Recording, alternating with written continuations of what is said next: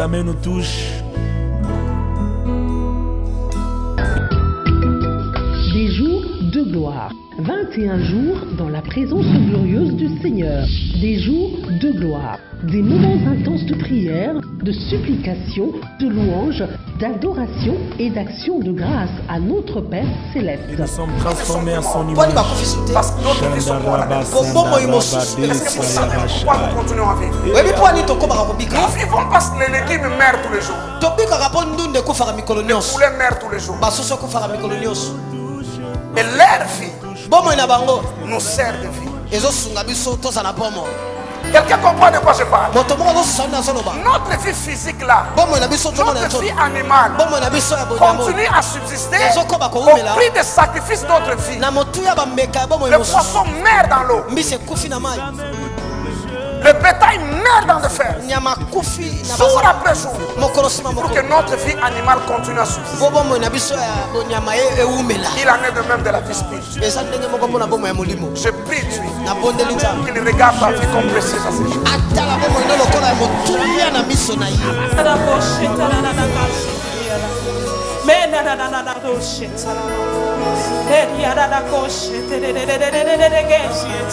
À toi l'honneur. À toi les règnes. Qui règne au siècle des siècles. Il n'y a jamais eu de Dieu comme toi et il n'y en aura pas. Merci. Accepte nos acclamations. Accepte nos cris de joie. Oh, alléluia. Alléluia.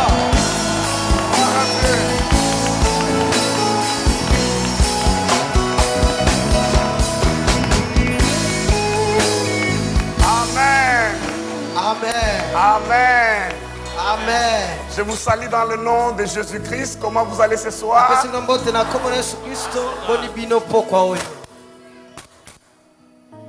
Je peux vous assurer que ce soir, que chacun reste branché jusqu'à la fin de ce service. Il y a une mise en place que Dieu veut faire ce soir. Et tous ceux qui nous suivent en direct de l'internet, où qu'ils soient eux aussi connectés à la même grâce. Ceux qui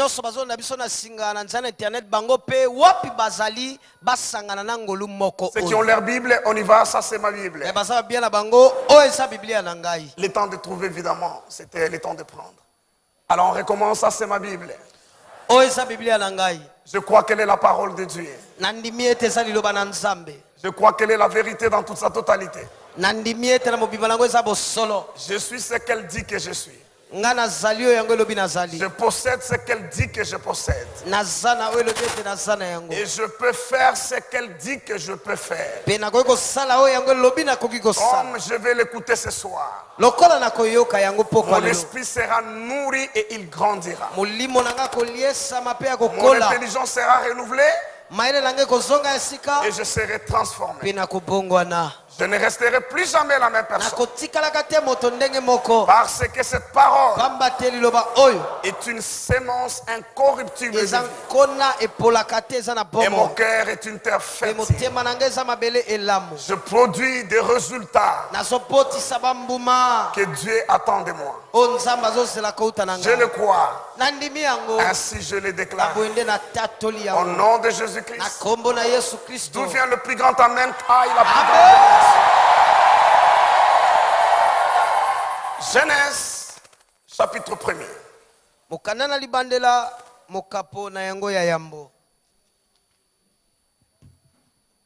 Hier, nous avons lu le premier verset. Ce soir, nous prenons verset 26 jusqu'au verset 28. Et j'aimerais que Fabrice puisse interpréter aussi la lecture de ce texte. Et pendant ce temps, Joël nous prépare Genèse chapitre 2 et nous prendrons le verset 7. Nous lisons au nom de Jésus. Genèse 1, voilà, vas-y ma fille. Genèse 1 du 26 au 28e verset. Amen. Puis Dieu dit, faisons l'homme à notre image, selon notre ressemblance, et qu'il domine sur les poissons de la mer, sur les oiseaux du ciel, sur le bétail, sur toute la terre, et sur tous les reptiles qui rampent sur la terre. Dieu créa l'homme à son image. Il le créa à l'image de Dieu.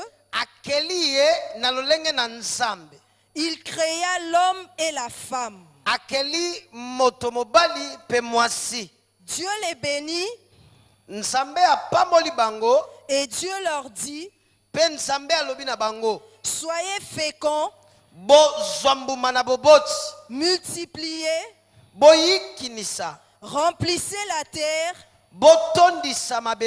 et la sujettissez, et dominez sur les poissons de la mer, sur les oiseaux du ciel, et sur tout animal qui se meut sur la terre. Disons ensemble Amen. Amen. Genèse chapitre 2 verset 7. L'Éternel Dieu forma l'homme de la poussière de la terre. Il souffla dans ses narines un souffle de vie.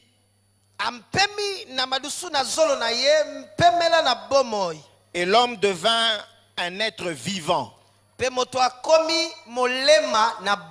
Disons Amen. Amen. Ceux qui sont assis peuvent s'asseoir, merci. De toutes les créatures de Dieu, l'homme est le seul qui a un statut tout à fait particulier ou spécial.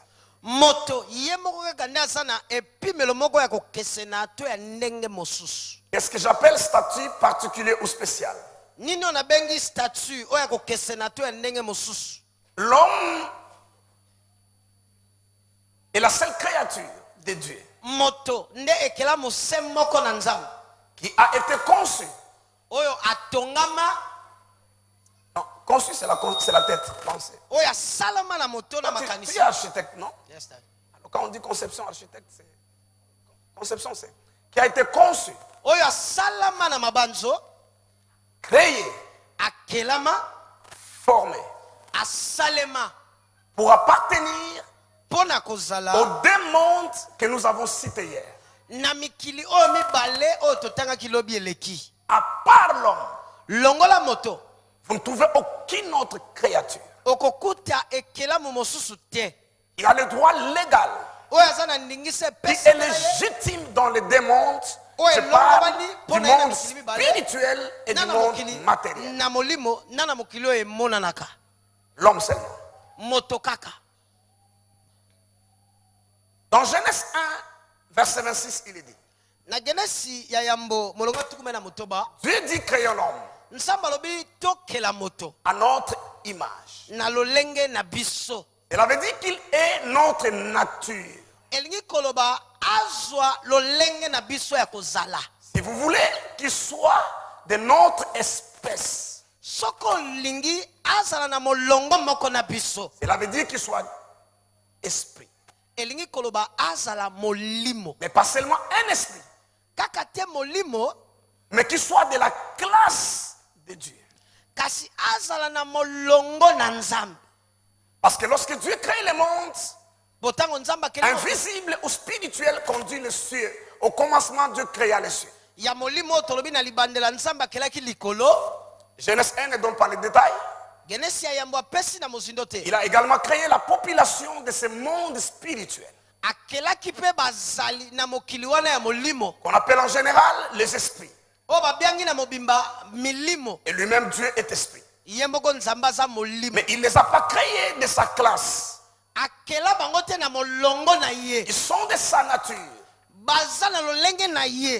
spirituelle, mais ils ne sont pas de sa classe.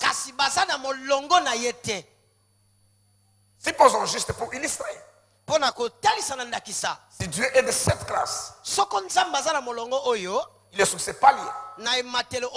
Il crée les autres esprits de ces paliers ou de ces paliers-là. Et lorsque je parle des esprits, ange, archange, séraphin, chérubin, et au commencement, tous appartenaient à un même camp jusqu'à ce que Lucifer s'est rebellé contre Dieu.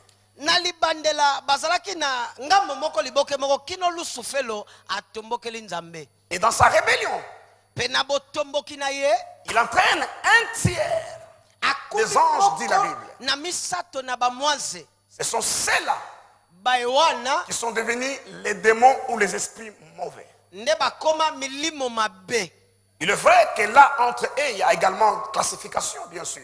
Dieu est un Dieu d'ordre. Mais ils sont tous de la même classe, du même palier. Mais au milieu là, il y a des chefs, il y a des archanges, des anges, ainsi de suite. Mais lorsqu'il crée l'homme, la Bible dit qu'il est créé de paix inférieure à lui. Le psaume dit qu'est-ce que c'est l'homme pour que tu lui accordes tant d'importance. Tu l'as créé de paix inférieure à Dieu. Tu l'as couronné de gloire. Et tu as tout mis sous ses pieds. Il est créé de la même nature que Dieu. Spirituel. Mais Dieu ajoute, pas seulement à notre image, mais à notre ressemblance. Et la ressemblance veut dire qu'il fonctionne comme nous. Il opère comme nous. Donc il a ainsi le droit légal d'appartenir au monde spirituel et d'opérer dans le monde spirituel. C'est ce que cela veut dire. Avec les autres esprits, ça s'est arrêté à cette phase-là. L'appartenance au monde spirituel. Mais maintenant avec l'homme, Genèse 2 verset 7 dit, il forme l'homme de la terre. Il forme l'homme. Il a créé à son image. On crée à partir du néant. Mais on façonne, on forme, on invente à partir de ce qui existe déjà. C'est comme ça pour le former. Il prend une masse de terre, la poussière de la terre. C'est alors qu'il forme son corps. Et il souffle l'homme spirituel qu'il a créé dans Genèse 1, 26. Il le place dans ce corps. Et le corps devient sa tente, son véhicule. Afin qu'il fonctionne sur terre. Et c'est ça, sa maison, sa tente qui est visible. Voilà les deux éléments qui confèrent à l'homme un statut spécial. Il appartient au démon. Et il est créé et formé pour fonctionner dans les démons. Le monde visible, cela est clair. Dieu dit, tu domines sur, sois fécond, multiplie, remplis, domine sur tout ce que j'ai créé. Ça, c'est la manière de fonctionner dans le monde visible. Mais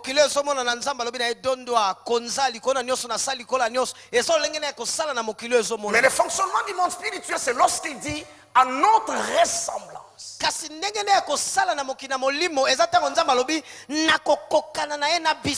Donc, lorsque je parle de la démographie spirituelle,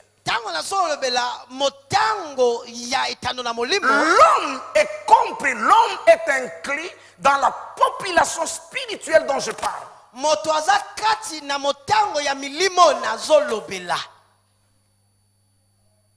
C'est comme si nous voulons faire les recensements de notre population.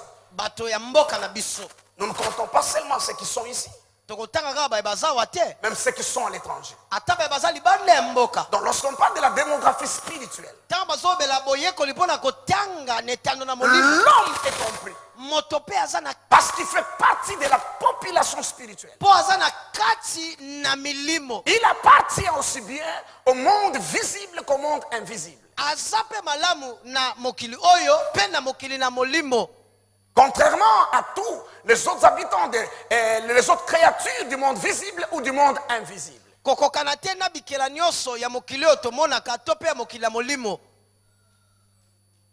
Allô?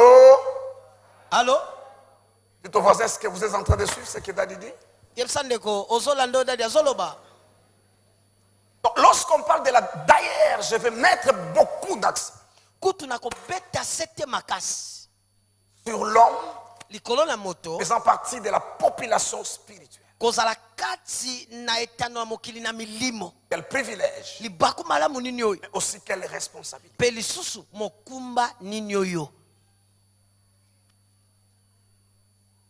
Savez-vous, même Dieu lui-même, le créateur de toutes choses, sa demeure légale,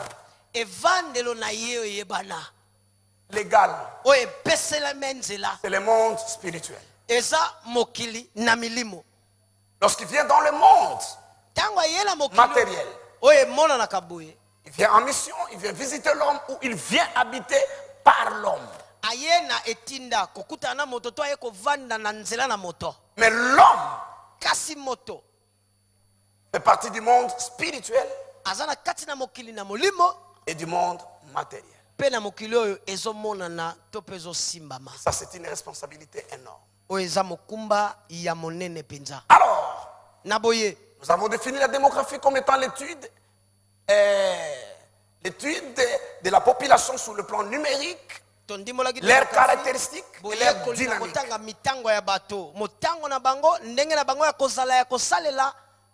Et l'homme faisant partie du monde spirituel, il est un esprit à part entière. À part entière. Et lorsqu'on considère l'homme sous la perspective spirituelle, il n'y a pas de considération de sexe. Il est créé à son image, il est créé mâle et femelle. Tous des esprits. Il n'y a pas de considération des races. Cela veut dire, lorsque le monde spirituel regarde aux hommes, dans la perspective spirituelle, étant qu'esprit, on ne les classifie pas en fonction des races, des sexes, des rangs sociaux, des niveaux de ceci, des niveaux de cela.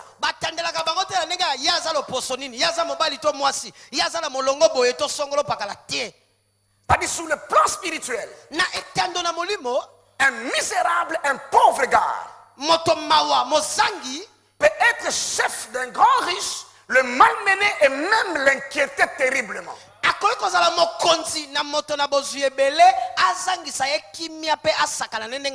Quelqu'un qui n'a jamais été à l'école peut jouer, peut dribbler, peut manipuler. Un grand intellectuel passe dans le monde spirituel. Ces considérations n'existent pas. Je vais vous dire une chose. La question que quelqu'un va poser, si j'étais à votre place, je poserais cette question. Et pourquoi lorsqu'on veut sacrifier un sorcier ou quelqu'un veut sacrifier, il demande, donne-moi ta mère au lieu de ton père? Pourquoi Dieu, pour la prêtrise, demande un homme et non une femme? à l'époque de l'Ancien Testament, pourquoi toutes ces considérations?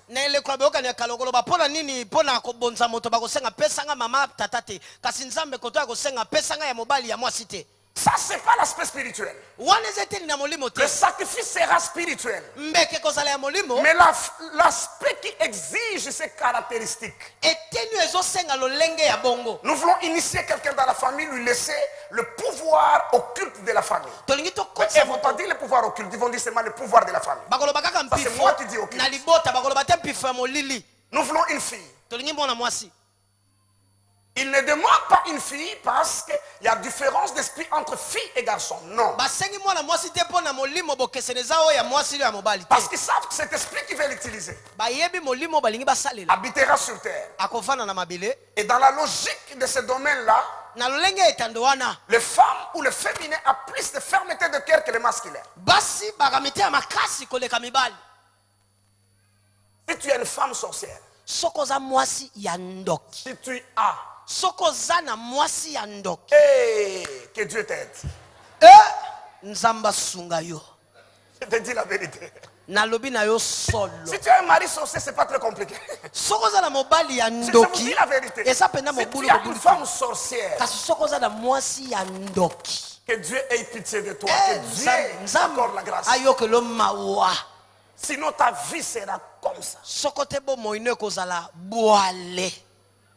Si tu as un père sorcier, ça peut passer. Si tu as une mère sorcière,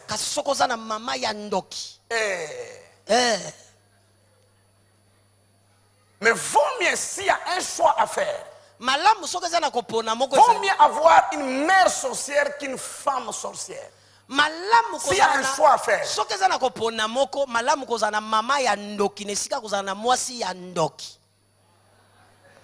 si tu as une femme sorcière, nous on clôture le dimanche 18. Toi, je te conseille d'aller jusqu'au 31 décembre.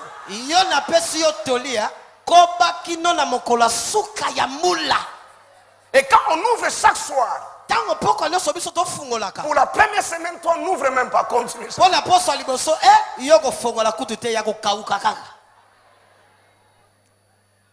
Alors, quand on dit par exemple, sacrifie quelqu'un dans ta famille, et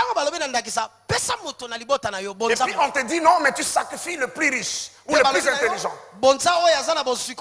Non, c'est pas que sa valeur est beaucoup plus élevée sur le plan spirituel parce qu'il est riche ou qu'il est intelligent, non. Mais pourquoi on demande ça? Parce qu'on sait quand les sacrifiants, tu sacrifies directement aussi les autres qui sont restés. Les autres. C'est ce que Nebuchadnezzar a fait. C'est ce que Nebuchadnezzar a fait. Lorsqu'il vient à Jérusalem, il prend le plus intelligent. Il prend l'élite du peuple. Il prend le noble. Il les amène en captivité. Et il laisse la terre aux pauvres et aux dingues. Donc il les a déjà sacrifiés. Je ne sais pas si je me fais comprendre. Si on dit sacrifie ton père, c'est pas parce que sur le plan spirituel, papa homme va peser plus que maman. Mais parce que le diable, son plan ne s'arrête pas à celui que tu sacrifies. Il voit les autres derrière. Si on sacrifie tel, ça n'a aucun impact sur le plan humain de ce qui reste. Mais si on sacrifie l'autre. Donc sur le plan spirituel, on ne distingue pas riche, pauvre, intellectuel. Ça n'a aucune considération. Pays développé, sous-développé, noir, blanc, sans compte. Sur le plan spirituel, on classifie tous les hommes en 4 catégories. Évidemment, dans chaque catégorie, il y aura encore des sous-classes. Et ça, je ne vais pas me perdre dans ça, sinon on ne va pas terminer jusqu'à... Mais je parle de 4 catégories. C'est-à-dire quand le monde spirituel nous regarde, nous considère, fait l'étude, comme on a dit, la démographie, l'étude de la population de la terre. Et on ne le fait pas pour rien, afin d'accomplir leurs projets et leurs plans. Et quand je parle du monde spirituel, aussi bien bon que mauvais, lorsqu'il regarde les hommes sur le plan spirituel, il est classifié en 4 classes. Première classe, c'est ce qu'on appelle les esprits de toute chair. Dites après moi, les esprits de toute chair. Les esprits de toute chair. Je n'entends pas, dites-le bien. Les esprits de toute chair. Dites-le encore, les esprits de toute chair. Les esprits de toute chair. Nombre chapitre 16. Motango mokapona zomi na motoba. Et Dieu nous apporte la lumière par sa grâce. Nombre chapitre 16. Motango mokapona zomi na motoba. Verset 22. Ils tombèrent sur leur visage et dirent: Ô Dieu, Dieu des esprits de toute chair, un seul homme a péché et tu t'irriterais contre toute l'assemblée. Ça, c'est l'histoire de Corée, de Dathan et de toutes les... Vous connaissez avec Moïse les disputes qu'ils ont eues. Et Dieu décide de consumer tout le peuple d'Israël parce qu'ils ont manqué du respect à son serviteur, à son oint. Moïse et Aaron intercèdent et Dieu dit finalement au peuple, Moïse dit au peuple: séparez-vous du milieu de cette assemblée. Dieu dit: séparez-vous du milieu des rebelles parce que je les consumerai en un seul instant. Alors, Moïse et Aaron, Dieu leur demande de se séparer, surtout Moïse, de l'ensemble du peuple d'Israël, afin qu'il consume le peuple. Moïse et Aaron tombèrent sur leur visage et dirent à Dieu: oh Dieu, Dieu des esprits de toute chair, un seul homme a péché, et tu t'irriteras contre toute l'assemblée. Ça touche le cœur de Dieu. Moïse dit quoi? Dieu des esprits de toute chair, un seul homme a péché, et tu exterminerais toute l'assemblée. Qu'est-ce que Moïse voulait dire à Dieu? Il voulait dire à Dieu: Dieu de qui toute chair tire la vie et dépente. Manquerait-il d'exercer la justice? Si tu traites de cette manière-là, et le reste des hommes, qu'est-ce qui arriverait? Donc la première classe des esprits humains, c'est ce qu'on appelle les esprits de toute chair. C'est quoi un esprit de toute chair? Un esprit de toute chair, c'est l'homme naturel. Ce sont les fils d'Adam, du premier Adam. C'est ceux qui sont nés par la loi de la nature. Ils sont ici du premier Adam. Chaque homme qui n'est né qu'une seule fois fait partie de ce qu'on appelle esprit de toute chair. Ces hommes et ces femmes, c'est de là où Jésus dit: de tous ceux qui sont nés de femmes, il n'y a jamais eu de plus grand que Jean-Baptiste. Donc les esprits de toute chair sont tous ceux qui sont nés de femmes, qu'ils soient blancs, qu'ils soient hommes, qu'ils soient femmes, qu'ils soient handicapés, qu'ils soient noirs. Lorsque tu es né d'une femme, Sous le plan spirituel, on t'appelle et on te considère comme esprit de toute chair.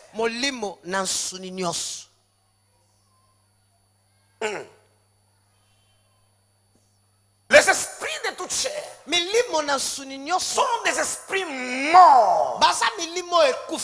C'est-à-dire un esprit englouti, englobé dans la chair, enterré dans la chair.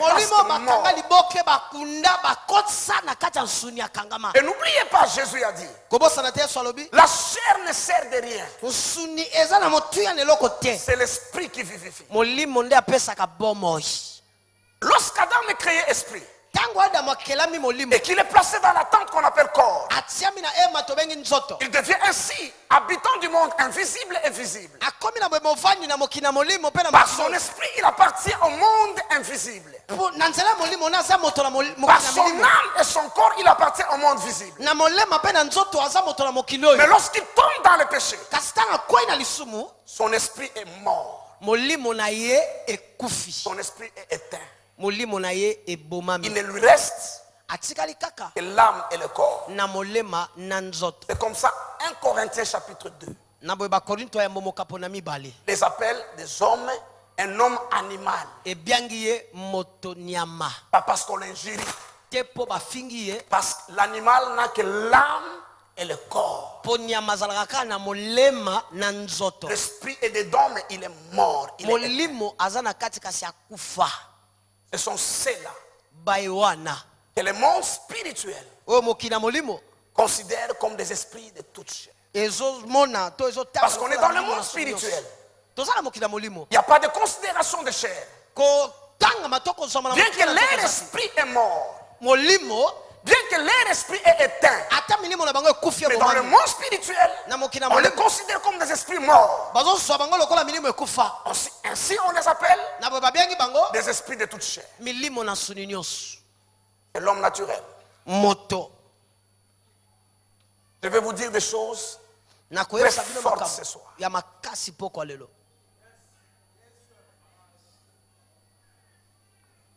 Ce soir, je vais vous dire des choses très sérieuses. Je vais commencer à vous enseigner la spiritualité ce soir. Comme jamais je l'ai fait. Bouge les voisins, dis-lui sois prêt. Bouge les voisins, s'il vous plaît, dis soyez prêts.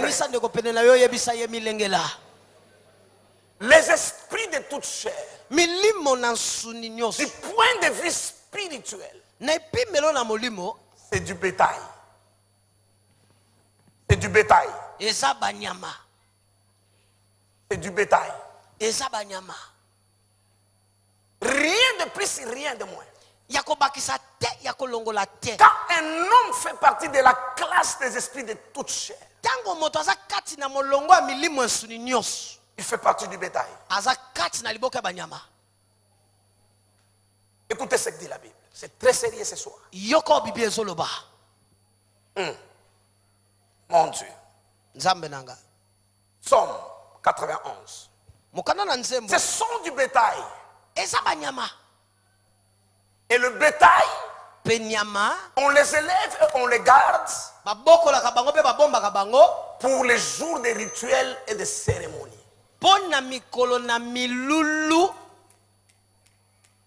Et des rituels et des cérémonies.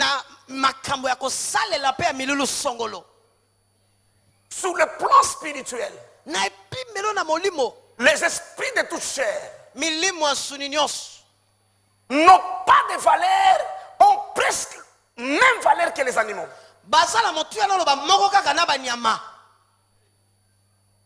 Tu vas me trouver des versets dans la Bible où on valorise l'homme naturel. On le protège, on le garde. Et je vais t'expliquer. Même dans le monde animal, il y a des animaux, si tu les touches, tu les tues, tu as des problèmes avec l'ONU et le gouvernement. On dit des espèces en voie de distinction. Les espèces rares, on les protège. Mais ça ne fait pas qu'ils ne soient pas des animaux. Rhinocéros, éléphants, donnez-moi les... l'Institut national de la conservation de la nature. J'étais un jour avec les DG de l'Institut national de la conservation de la nature. On était dans un restaurant, en train de manger avec des visiteurs. Et puis, celui qui est venu nous servir, il parle de son plat, de son menu. Alors, il présentait un plat de crocodile, une espèce de crocodile. Il vantait le plat en question. Et le DG lui dit, monsieur, je peux te faire arrêter maintenant. Parce que par mes fonctions, l'espèce de crocodile là est une espèce sous protection selon le loi de la République.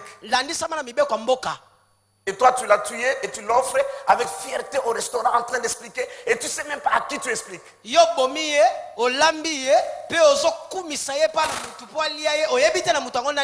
La sagesse exige.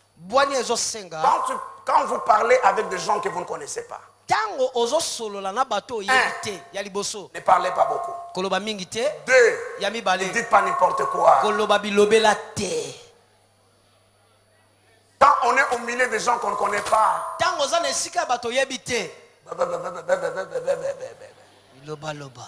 donc j'étais en train de dire, lorsque tu vas trouver des versets dans la Bible qui défendent la vie humaine, protègent la vie humaine, c'est simplement dans ce cadre-là. Même dans le monde animal, même dans le monde végétal. Aujourd'hui, couper un arbre, il faut réfléchir deux fois. Parce que c'est votre forêt. C'est votre terre, c'est votre pays, c'est votre bois. Mais tous les organismes internationaux observent comment vous le coupez, quand vous le coupez, à cause de la nature, à cause de... C'est à vous. Mais ça vous crée des problèmes. Donc même la vie des arbres, on ne l'arrête pas de n'importe comment. Mais d'une manière générale, la perspective spirituelle du monde spirituel sur les hommes sont du bétail. Je parle des esprits de toute chair. Somme 91, verset 7, vous serez surpris. Ce soir, que Dieu nous aide. Somme 91, verset 7. Que 1000 tombent à ton côté et 10 000 à ta droite, tu ne seras pas atteint. Verset 8. De tes yeux seulement tu regarderas et tu verras la rétribution des méchants. Quand tu lis ces versets, tu penses qu'on parle de mouches ou de moustiques. Et qui parle, c'est le Dieu créateur. Il dit que 1000 tombent à ta droite, 1000 cadavres, 10 000 à gauche, 11 000 personnes mortes. De 1, toi tu ne mourras pas. Dites-moi Amen. Ah, cet Amen là n'est pas bon. Amen.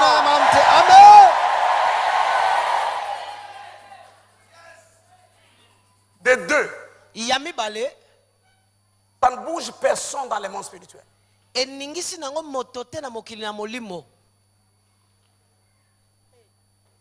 Les défenseurs des droits de l'homme, les gouvernements, les ONG vont parler, mais sur le plan spirituel, c'est une chose normale. C'est comme si 1000 rats et 10 000 lézards sont morts, ça fait rien.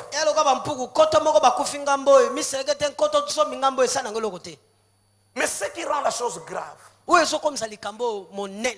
c'est Dieu qui dit ça. Les phrases que j'ai lues là, c'est Dieu qui le dit. Dieu dit il est au ciel. Lui qui a créé les hommes.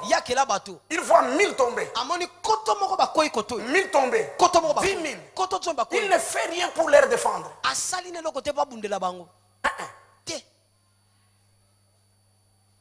Mais c'est lui qui dit 1000 tombera à gauche à droite, rien ne t'arrivera. C'est lui là en fait. Israël. Ne sont-ils pas des hommes? Ce sont des hommes. Mais la Bible dit que c'est le troupeau de son pâturage. C'est-à-dire, eux aussi sont des hommes. Ils ne sont pas nés de nouveau. Ils sont nés qu'une seule fois. Ils sont des esprits de toute chair. Ils font partie du bétail qu'on réserve pour des cérémonies. Mais Dieu, dans sa grâce, fait choisir ce bétail. Il a pris un animal qu'on appelle Abraham. Et toute la postérité de cet animal-là, Israël devient le troupeau de son pâturage. Raison pour laquelle il y a des chiens qui coûtent plus cher en budget que des hommes.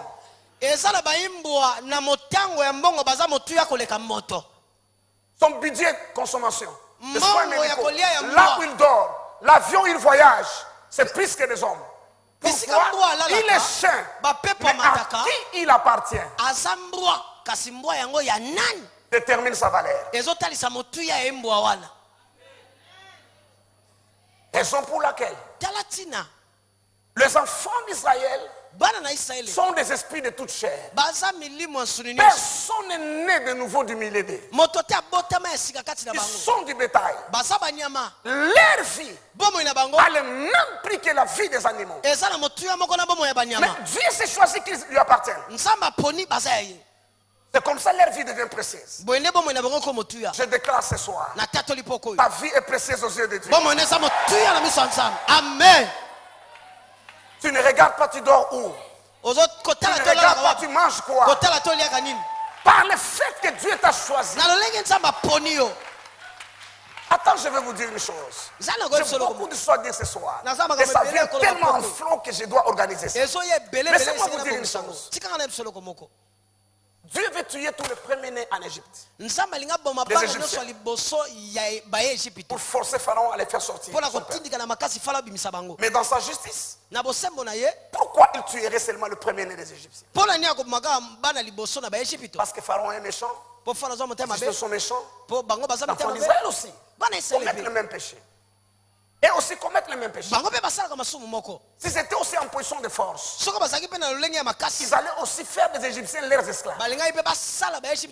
C'est seulement les circonstances qui ont fait que c'est en leur défaveur. Vous voyez une fille, elle est bonne en train de souffrir, vous dites, ah, cette femme est méchante, comment elle malmène cette fille. Mais vous ne savez pas si cette fille-là était à la place de sa patronne. Peut-être sa patronne bonne souffrirait plus encore. Son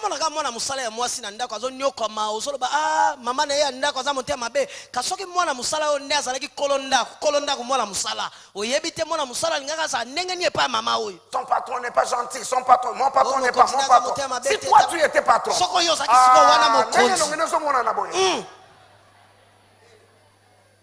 alors la justice interdit à Dieu de tuer les premiers-nés des Égyptiens et de préserver d'Israël. Mais maintenant Israël c'est son troupeau. Il ne fait pas tuer. Il leur demande que chacun prenne un animal pour tuer. Chez les Égyptiens, je tuerai des hommes. Chez vous, des animaux, c'est égal. Même valeur. Au lieu qu'un homme meure, qu'un enfant meure, un animal mourra à la place. Mais sur le plan spirituel, même valeur. Raison pour laquelle Dieu sachant Israël faisait partie des esprits de toute chair, Dieu leur exigeait des sacrifices sur sacrifices sur sacrifices. Chaque animal tué, chaque animal tué, c'est l'équivalent d'une vie humaine. Chaque animal tué. Je n'ai jamais compris avant ça. Dieu ne mange pas des animaux. Les offrandes n'arrivent pas au ciel. Mais pourquoi Dieu demande des offrandes, des offrandes, des offrandes? À la Pâque, au tabernacle, pour les expiations, offrandes. Pourquoi des animaux? Ça n'a rien à voir avec Dieu. C'est la vie du peuple. Cela veut dire, tu mets un enfant au monde, tu l'amènes à l'hôtel. Si tu es riche, tu amènes un taureau. Classe moyenne, tu amènes un bélier. Tu es pauvre, tu amènes un pigeon. Mais viens avec quelque chose de vivant. Qui a la vie, tu le donnes au sacrificateur. Lorsqu'il sacrifie, la vie de l'enfant est prise en charge par la vie du sacrifice. Vous savez quoi? C'était maman Christine ou maman Marie Ondo, je me rappelle. Il m'a donné, si maman Marie Ondo est là? Elle est là? Maman Marie. L'une de deux. Elle dit c'est pas elle, donc c'est l'autre. M'a donné l'argent pour acheter la poule que je devais mettre ou le coq que je devais mettre dans la liste de la dot à les payer. C'est maman Marie? Maman Marie Ondo. Écoutez l'histoire. On envoie la liste de la dot. Et puis on achète tout. Et puis j'achète un poulet. Poulet. Et je mets. Et puis, on est en train de partir. On arrive dans la belle famille. Ma famille, mes oncles ne savaient pas. Et puis les autres demandent, tout on prend, où est la poule? Tu mets le poulet là? Je dis non, on amène vivant. Dis, attendons. Vous me demandez une poule? Je vous facilite la tâche, je trouve celui qu'on a déjà enlevé le poil, on a déjà prêt à manger. Vous voulez celui qui est vivant parce que vous aurez du travail à tuer. C'est pas logique. Non, réfléchissons. C'est pas logique. Si quelqu'un amène vivant, prenez. S'il amène un poulet, dites-lui merci parce que tu nous as facilité la tâche. Alors, mes oncles et ma famille, et ma belle famille dit aussi, regarde ce qu'il fait là. Il ne connaît pas la coutume. Les deux familles mises ensemble, ils ne connaissent pas les lois spirituelles, moi je connais. J'ai amené un poulet mort parce que je connais les lois spirituelles. Pourquoi vous voulez un poulet vivant? S'il vous plaît, ouvrez votre tête, ne vous bloquez pas. Je ne suis pas contre les coutumes, il y a des bonnes coutumes. Mais réfléchissons. Réfléchissons. Toi, tu as besoin de manger une banane. Quelqu'un te donne une banane qui n'est pas mûre. L'autre te donne mûre prête à manger. Qu'est-ce qui est mieux? Mais pourquoi on refuse des poulets? Pourquoi on refuse la chèvre de l'abattoir? Pourquoi ils veulent vivant? Moi, je suis un homme spirituel depuis toujours. Je connais les lois spirituelles. C'est pas que je ne connaissais pas la coutume. J'ai amené un poulet dont la vie est restée déjà ailleurs. Ce qu'ils veulent, c'est pas la chair de la poulet. Ce qu'ils veulent, c'est pas la chair de la chèvre. Ce qu'ils veulent, c'est la vie qu'il y a dedans.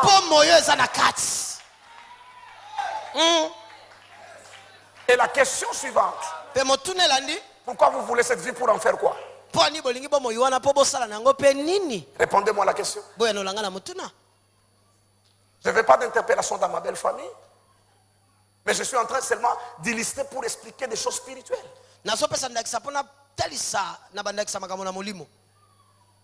Oui. Vous voyez maintenant le prix de la vie d'un animal. Ici, les premiers-nés sont morts. Là-bas, des animaux sont morts. Match nul sur le plan spirituel. Quand l'ange arrive, il voit le sang de l'animal. Il dit, la vie a été donnée ici. Là-bas, il ne voit pas le sang. Il tue un enfant. Parce que les anges de la mort qui sont venus, ils n'avaient comme instruction que de prendre la vie dans chaque famille. Mais la vie de premier-né. Et s'ils trouvent du sang, Il n'a pas d'explication à dire c'est le sang de quoi, non. Quand le sang, parce qu'en fait la Bible dit ceci, l'âme est dans le sang, la vie est dans le sang. Lorsque le sang coule, c'est la vie qui est libérée. Et le monde spirituel, pour fonctionner, pour faire avancer ses intérêts, a besoin de vie et des âmes. Papa Ngeleka, pas seulement le monde spirituel mauvais, même le monde spirituel bon. J'ai promis de dire des choses graves ce soir. L'histoire de l'église a toujours été écrite par le sang de l'agneau et le sang de martyr. Lisez votre Bible. Chaque grand réveil de la Bible a été précédé par le sang qui a coulé. Lisez l'histoire des nations et des peuples. Chaque progrès et chaque développement a été précédé par le sang qui a coulé. Pas d'exception. Et Dieu dit à Israël, pour que vous et vos enfants, votre vie ne soit pas prise à la légère. N'importe comme un poulet est juste bon en ébé. Alors, tuez des animaux autant, tuez.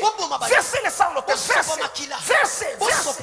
Raison pour laquelle Salomon devint roi. La première des choses qu'il fait, 1000 taureaux. Le sang Gabaon. Regardez son règne. Il n'y a pas de guerre. Il n'y a pas de moboulou. Les gens ne meurent presque pas. À l'époque de Salomon. Parce que le sang à Gabaon part. Et dans la suite, il construit le temple. Le sang. Le sacrifice. Les animaux. Mais ça devient la rançon de vie humaine. Ça devient la rançon de vie humaine. Ça devient la rançon, le prix du rachat pour le vie humaine. Frères et sœurs, sur le plan spirituel, les hommes ont le même prix que les animaux. En fait, ils sont des animaux. C'est comme ça que Dieu dit 1000 tombent à ta droite, 10 000 à ta gauche. Moi je dis, oh Dieu créateur, Dieu de toute bonté, Dieu de compassion. Comment 1000 peut tomber à droite, 1000 à gauche? Et Dieu les raconte comme si c'était rien. Comme si c'était rien. Même nous les hommes là, malgré notre méchanceté,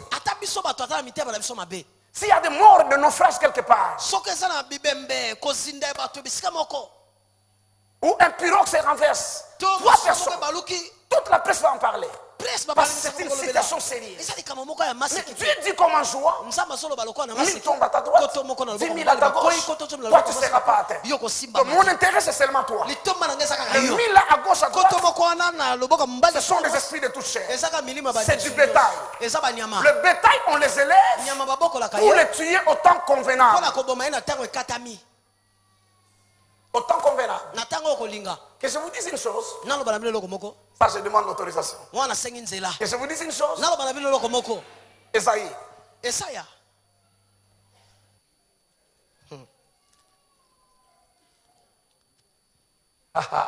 Alléluia. Esaïe chapitre 43, 1 à 4. Attention, avant d'aller dans Esaïe, c'est important de préciser. Dans le psaume 91 que nous avons lu, le 1000 qui tombe à droite et le 10 000 à gauche, ce ne sont pas des mouches et des animaux. Mais c'est important pour moi de préciser. Ce n'est pas Dieu qui les tue. Lui observe, il remarque que le monde des ténèbres mauvais veut tuer tous ces camps-là. Et lui vérifie, il trouve une brebis qui lui appartient dans les camps. Et il s'occupe que de la brebis. Et le 1000 tombe à droite, le 1000 à gauche, et lui protège son brebis. Et tu trouves une maison en train de brûler. Et les enfants sont dedans en train de jouer.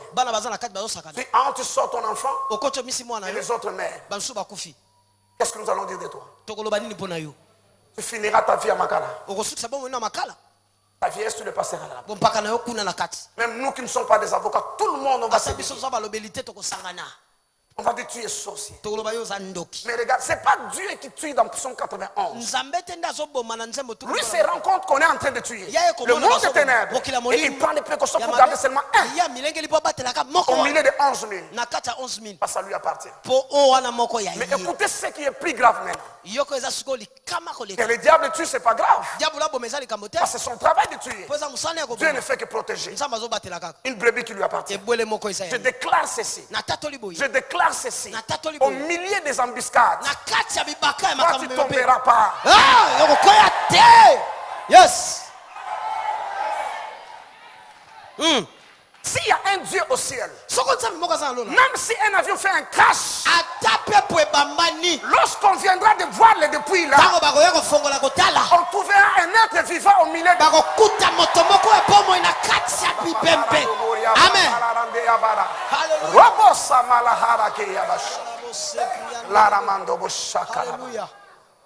J'interdis au monde spirituel de prendre ta vie comme du bétail.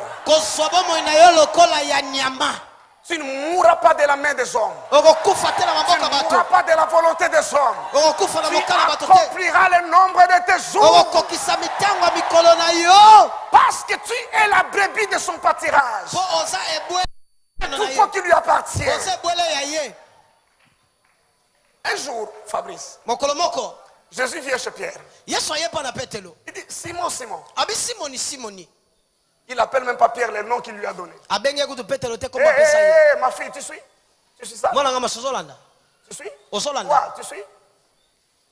Et il ne lui appelle même pas Pierre.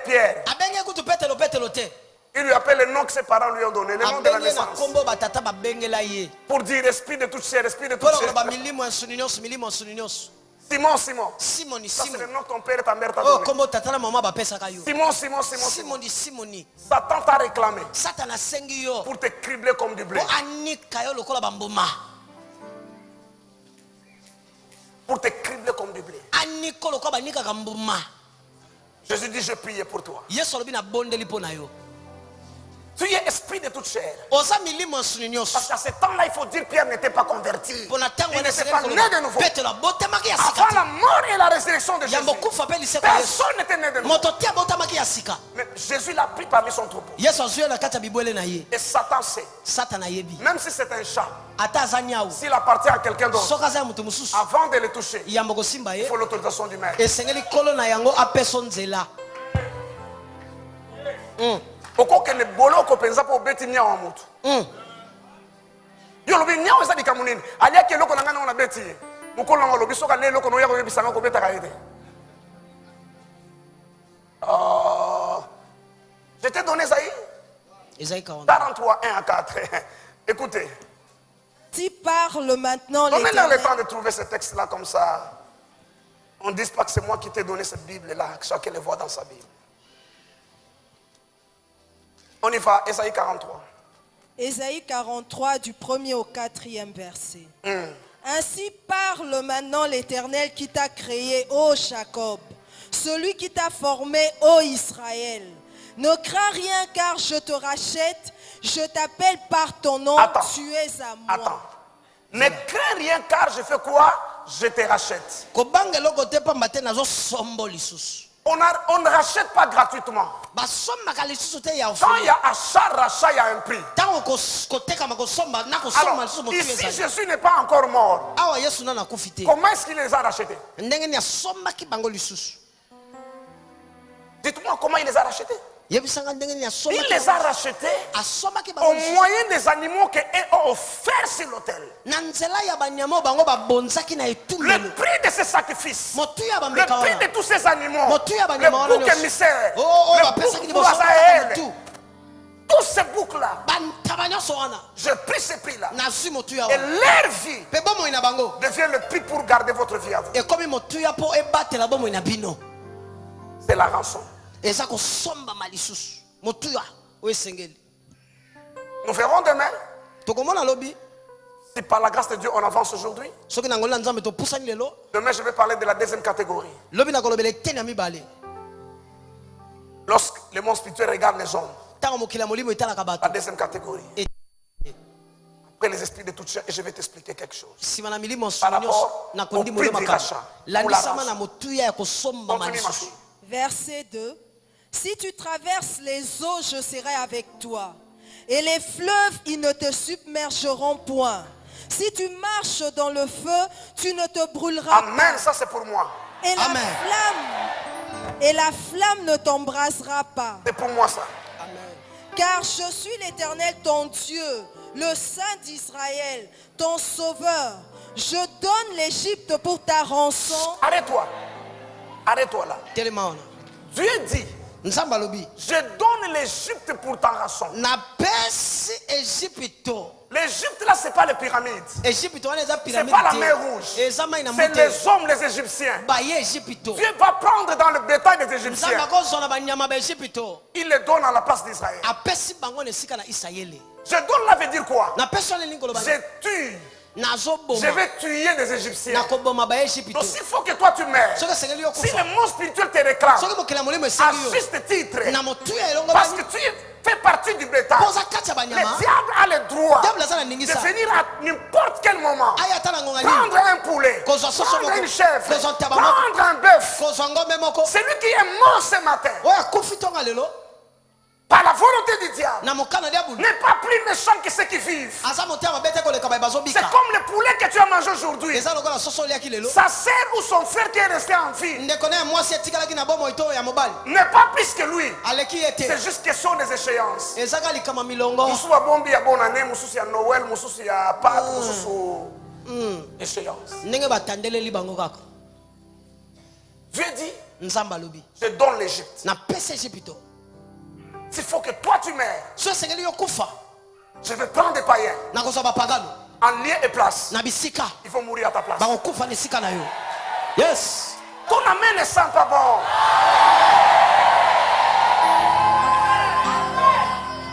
Là, c'est des païens qui n'ont rien fait. Ils sont chez eux en Égypte.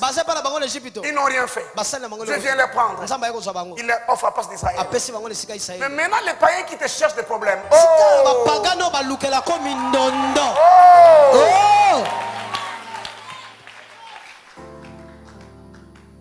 Dites rançon.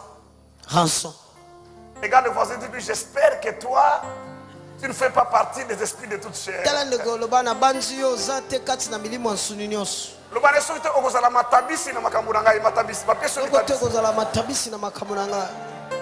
Dites au voisin, j'espère que soyez meilleur sur le motema na yo.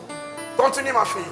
Je donne l'Égypte pour ta rançon. Je donne l'Égypte. C'est-à-dire, il y a un prix pour te racheter. Tu devais mourir. On réclame ta vie. Mais je prends l'Égypte. Mais c'est le Dieu Tout-Puissant. Parce que Timothée dans Psaume 91, c'est le diable qui tue. Mais maintenant c'est Dieu. Si ma vie est réclamée, pourquoi tu ne peux pas le protéger sans payer une rançon? Pourquoi? Si c'est vraiment le malheur doit arriver, si c'est arrêté que le malheur doit arriver, que cela arrive à quelqu'un d'autre, pas à toi. Amen.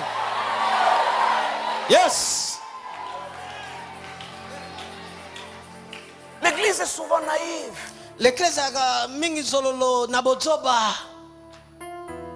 Souvent l'église est naïve. Souvent l'église ne connaît pas les choses spirituelles.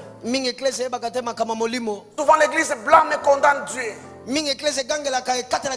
C'est toi qui devais mourir là. Dieu a fait passer la tante qui voulait te tuer. Et toi tu commandes Nzambo bois kibiso. Nzambo za wapi na samba la bonne famille sur Mikolo nyonso. Nzambo sali nini, Nzambo sali ngani. Asali unini nde ranso yonde falo leka.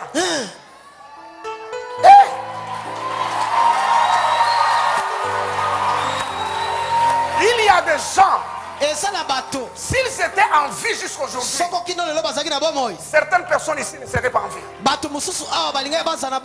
Vous n'avez pas compris. Je dis, il y a certaines personnes, s'ils étaient en vie jusqu'aujourd'hui, certaines personnes ici ne seraient pas en vie. Pour que toi tu sois en vie, il fallait que eux meurent. Dis amen que je t'entende. Amen.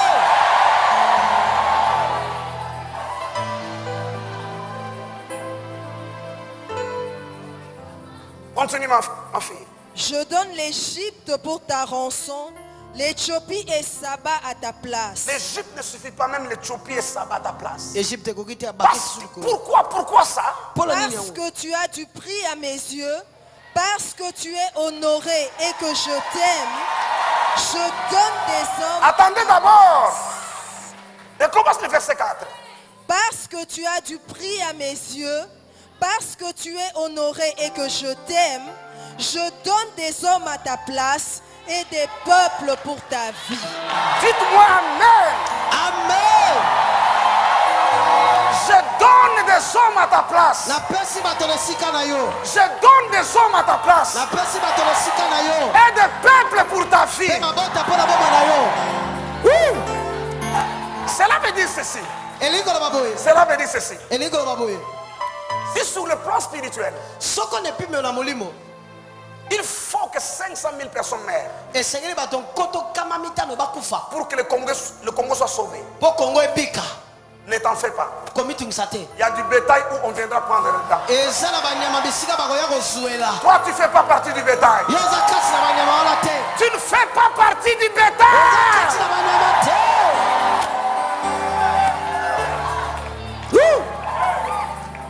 Selon les alliances dans le monde des ténèbres, il y a certaines familles. Il faut 10 vies les gars. 10 personnes. Des arrangements spirituels. S'il y a quelqu'un dans cette famille qui connaît les lois spirituelles, il peut trouver les substituts à ces 10 vies. Et on préserve les 10 vies à cause des substituts.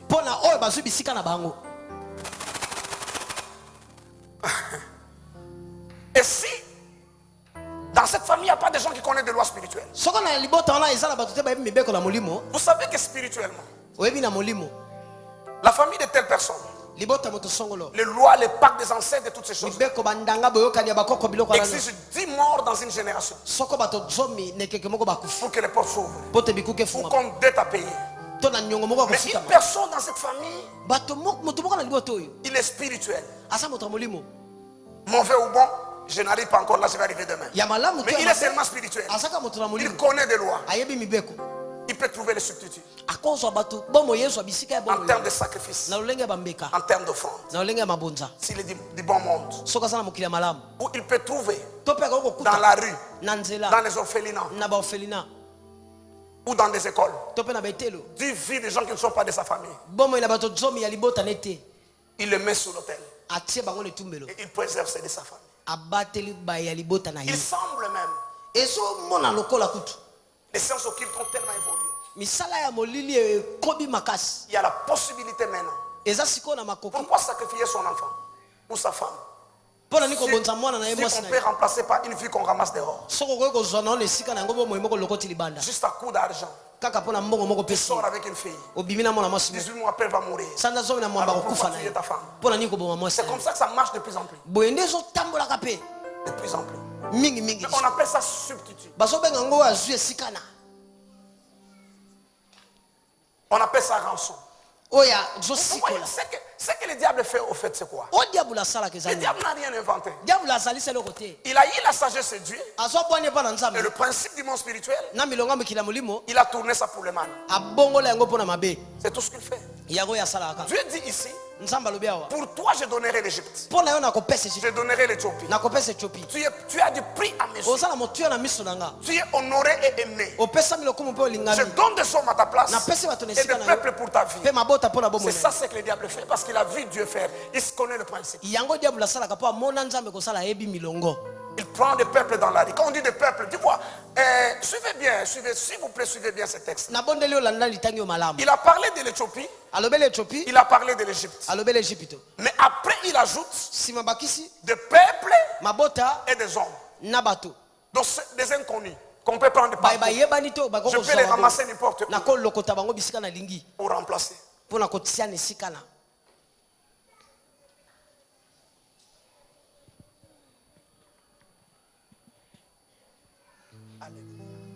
Alléluia. Amen. Vous voyez qu'est-ce que cela veut dire? Le texte veut dire il y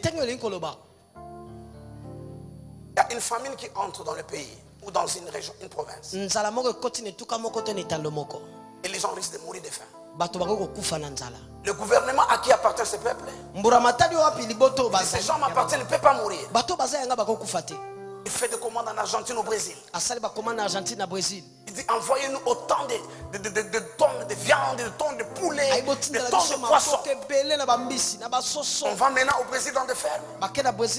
On prend la vie des animaux, on prend la vie des poulets, on prend la vie des poissons, on amène pour que ceux qui devaient mourir de faim ne meurent plus. Et pourquoi ils ne sont plus morts? Parce que d'autres vies sont mortes à leur place. Est-ce que vous savez pourquoi nous continuons à vivre? Nous vivons parce que les légumes meurent tous les jours. Les poulets meurent tous les jours. Et leur vie nous sert de vie. Quelqu'un comprend de quoi je parle? Notre vie physique là, notre vie animale continue à subsister au prix des sacrifices d'autres vies. Le poisson meurt dans l'eau. Le bétail meurt dans des fermes, jour après jour, pour que notre vie animale continue à subsister. Il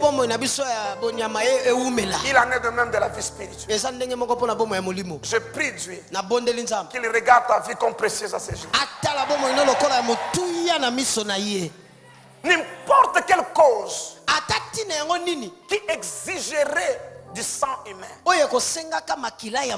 il y a du bétail pour cela. Qu'il aille le chercher à gauche, à droite. Mais toi, on ne touche pas à toi. Amen. Ce qui vous a sali erreur, makila nous a la bololo d'ailleurs. Makila nous a poison.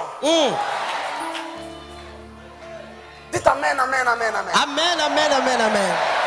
Je n'entends pas. Dites amen, amen, amen, amen. Amen, amen, amen, amen. Prenez vos deux mains. Prenez vos deux mains, mettez sur votre tête. Tu commences à déclarer ma vie est précieuse. 1000 tombes à ma droite, 10 000 à ma gauche. Et rien ne m'atteindra. Aucun plan de l'ennemi. Aucun complot du diable.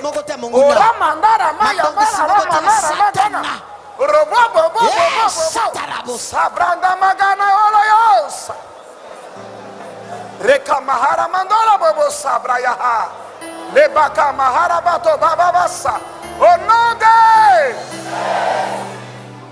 Est-ce que tu as un mouchoir? Si tu n'as pas un mouchoir, tu prends ta Bible, ton sac, ton journal saison, quoi que ce soit, tu mets comme couverture sur ta tête. Tu mets quelque chose seulement sur ta tête. Une farde, un sac. Par la main droite, tu mets au-dessus. Dis pour moi il y a des rançons. Je n'entends pas. Pour moi il y a les rançons. Il y a toujours un prix pour mon maracha. Le sang et la vie de Jésus me sert de couverture. Aucun mal ne m'arrivera. Aucun mal ne m'arrivera. Aucun mal ne m'arrivera. Au nom de Jésus-Christ. Donnez 3 bons amens, tu enlèves ça. Amen. Amen.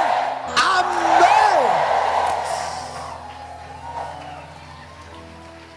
Dites alléluia que je t'entends. Alléluia. Sur le plan spirituel, il n'y a pas de différence pauvre et riche, intellectuel. Non. Ça c'est des choses de la terre. Choses de la terre. Vous voyez, quelqu'un va vous dire, quand on enseigne ces choses, on prend toujours les textes de l'Ancien Testament, de l'Ancien Testament, de l'Ancien Testament. Luc chapitre 13.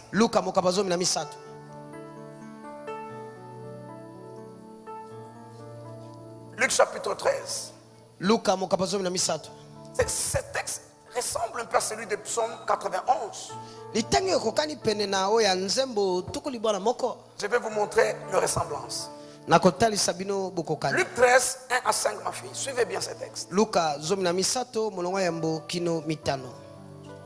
En ce même N'arrête temps, pas de gêner. Ne t'absente pas un seul jour. Pendant ces jours de gloire. Il y a un menu que Dieu a préparé pour toi. Tu sens qu'on avance à notre profondeur. Ne rate pas un seul jour. Vous voyez des rançons dont on parle, le prix dont on parle, ce n'est pas toujours le sang. Ce n'est pas toujours le sang. Ça dépend de la grandeur de la cause. Le prix peut être ta sueur. Tu peux un jour louer, danser, adorer. Ton énergie là, ta force devient le prix pour acheter quelqu'un d'autre.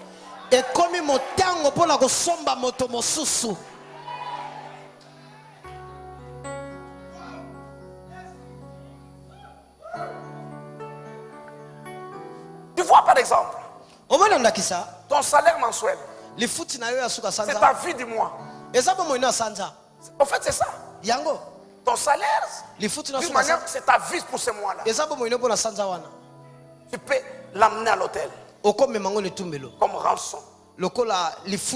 C'est comme ça les gens disent, ce que footing a été la kokufa veut dire quoi, mourir. Donc mon salaire, c'est ce que peut vivre, c'est ma vie. On va y arriver.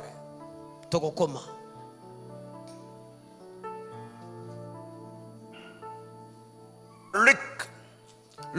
Tu as trouvé ma fille? oui, Chapitre combien? C'était 13. 13 du 1er au 5e verset. Suivez. Je disais que ce texte a des ressemblances avec le psaume 91. En ce même temps, quelques personnes qui se trouvaient là racontaient à Jésus ce qui était arrivé à des Galiléens dont Pilate avait mêlé le sang avec celui de leur sacrifice. Arrête-toi d'abord là.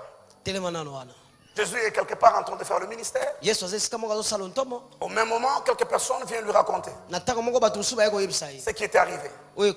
Des Galiléens, les habitants de la Galilée, ils ont décidé d'offrir à Dieu des sacrifices dans le rituel du judaïsme. Ils sont venus et n'oubliez pas, la Galilée, c'est ce qu'on appelle les territoires des gentils. Vous connaissez les Ésaïe 9, non? Au-delà du Jourdain, le pays donc les ténèbres couvraient, à vie, lumière s'élevait. C'est là la Galilée. On appelle ça la Galilée des gentils. Et quelques Galiléens sont allés offrir des sacrifices. Parce qu'ils savent que les sacrifices, c'est le substitut, c'est les rançons. La Bible ne précise pas c'était quelle sorte de sacrifice, en quelle occasion. Mais certainement ce n'était pas une fête officielle du juif. Mais ils ont senti, il y a quelque chose qui s'est réclamé. Ils pouvaient remplacer par des sacrifices des animaux. Des hommes spirituels, je vais arriver. Des hommes spirituels sentent. J'ai déjà raconté ici. Un jour, je suis à Cape Town, en train de rouler. Et puis, je sens dans mon esprit. Je sens pas bien. Il n'y a rien. Il n'y a pas de mauvaise nouvelle. Mais tu sens, on appelle ça pressentiment. Tu pressens qu'un malheur est en train d'arriver. Il y a un complot qu'on est en train de former. Tu ne peux pas cerner ça. Je commence seulement à rabattre ma carrière. Dans ces choses spirituelles, parler en langue, je vais revenir. Peut-être la semaine prochaine. Et puis à force de prier, pasteur Serge, un couloir s'ouvre, c'est-à-dire une idée m'arrive. Mais ça vient que du ciel. Je prends le téléphone. J'appelle Diacléric, j'espère qu'il va se souvenir. J'appelle Diacléric. Allô, Diacléric. Et qu'est-ce que tu m'as dit, qu'est-ce que ton texte a dit ce matin? Il me dit, je ne me rappelle pas, lui peut se rappeler peut-être. Ça fait très longtemps. Pasteur Ogui ou son épouse, je crois que c'est maman Nicole, c'est elle qui... De tous les enfants que j'ai, de tous les enfants spirituels que j'ai, c'est maman Nicole qui me donne plus d'argent et qui me donne, pas plus en montant, mais qui comme ça, envoie Daddy. Maman Nicole Eric me dit, j'ai écrit que maman Nicole t'a envoyé $5,000. Bon, si c'est pas maman Nicole, c'est pasteur Ogui ou quelque chose comme ça. $5,000. J'ai dit, ok, tu prends cet argent. À Kinshasa, maintenant il est 16h. Organise-toi, débrouille-toi. Va voir Daddy Dominique. Tu lui dis, Daddy, j'espère envoyer ça pour toi. Et tu pries pour lui et sa famille. C'est son offrande. Mais c'était un sacrifice. Qu'est-ce qui est sacrifice? Ce n'est pas le montant de $5,000. Mais par rapport à ce que j'avais comme problème, pendant ce temps-là, un tel montant est l'exaucement de prière. Alors, le donner au pasteur Dominique sans aucune raison. Parce que c'est quand je parle de substitut de rançon, je ne parle pas des offrandes, je parle des sacrifices. Pasteur Timothée m'a dit avant-hier ou l'autre jour quand je suis arrivé. Il dit, on a fait une réunion des ouvriers. Alors les ouvriers ont fait un sacrifice d'acheter les carburants pour le groupe électrogène pendant tous les jours de gloire, c'est leur sacrifice. J'ai dit, monsieur, de quoi tu parles? Il reprend encore. J'ai dit, tu parles de quoi? Les carburants pour 3 semaines, ça fait un montant de combien? Ça fait $2,400. Ici à Manguebo, oui. Par semaine, on consomme $800. Je n'acquise pas la SNEL. Nous payons ces factures normalement. $800 par semaine de carburant seulement. Alors pour 3 semaines, ça fait $2,400. Alors qu'est-ce que tu me dis? Il dit, je dis que les ouvriers ont fait les sacrifices. Je dis, $2,400 c'est un sacrifice pour toi seul et ta femme. Ce n'est pas pour les ouvriers. Si pasteur Timothée sa femme sort $2,500, il donne à l'église pour le carburant. C'est ce que je lui disais. C'est ça le sacrifice. Mais que tous les ouvriers de Manguebo, 1000 personnes, $2,400, même 5,000, même 10,000, c'est pas un sacrifice. Je lui dis, dites-moi, ils ont fait l'offrande. Il dit, merci Daddy, j'ai compris. Les ouvriers ont fait l'offrande. Je ne dis pas que je n'ai pas apprécié ça. J'ai apprécié sa juste valeur. Mais je suis en train d'expliquer la différence entre l'offrande et le sacrifice. Si c'est lui-même qui avait donné, parce qu'il peut donner. Il peut donner. Comme je parle là, il peut décider lui et sa femme. J'ai donné $2,500. Est-ce que je suis en train de prophétiser ou de...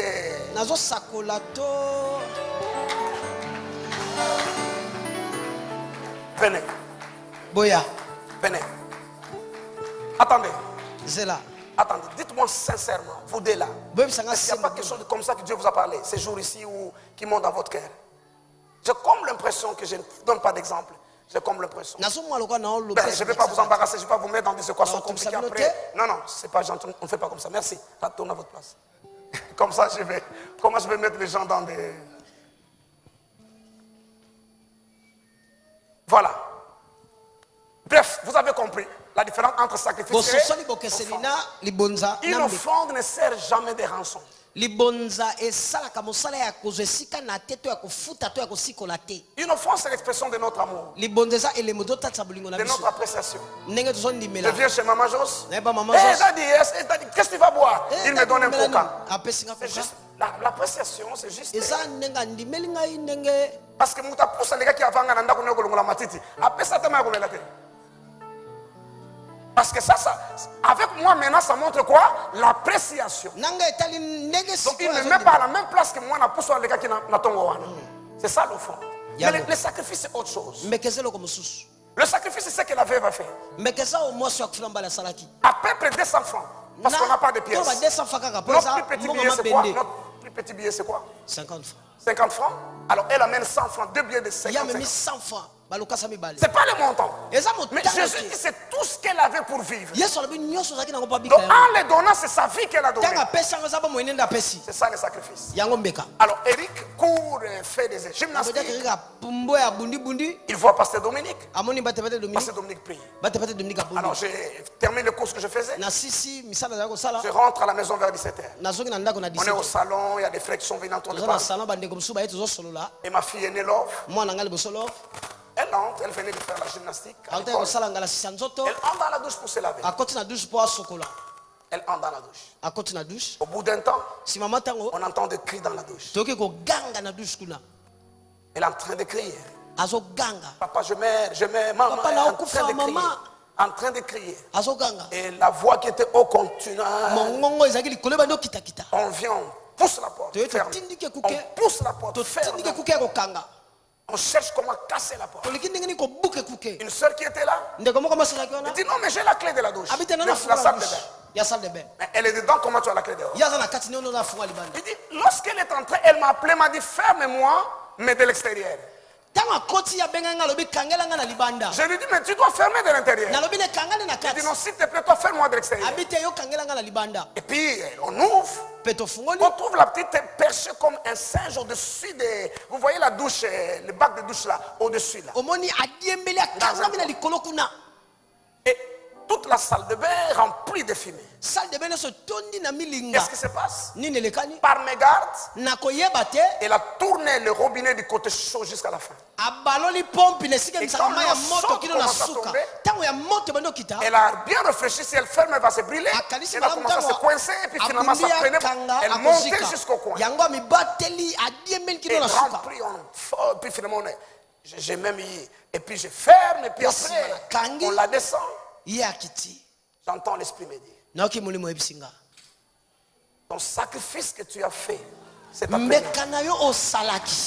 C'est la rançon de la vie de ta fille.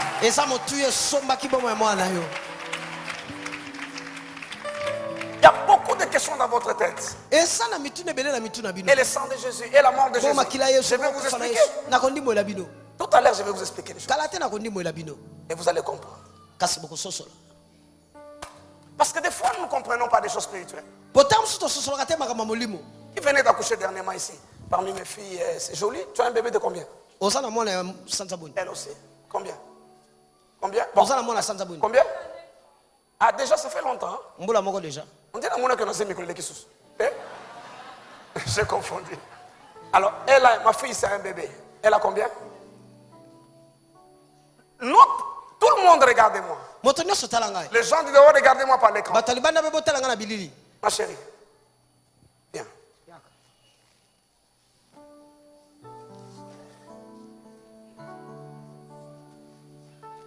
La difficulté que nous avons tous à l'église, l'aveuglement que nous avons tous à l'église,